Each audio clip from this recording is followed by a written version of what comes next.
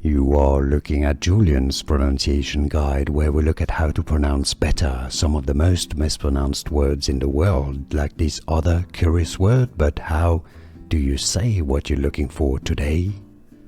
Let's learn how to pronounce this word once and for all correctly. And if you want to learn more English pronunciation and French and Italian of wine terms in particular, make sure to stay tuned. I've got more videos for you.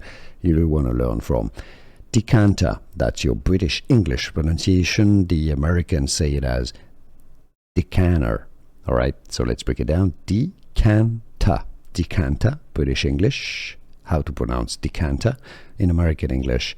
Decanter. Here are more videos on how to pronounce more confusing words and names too many mispronounced. Like this video if you found it useful. I appreciate your support. I'll see you soon and thanks for watching.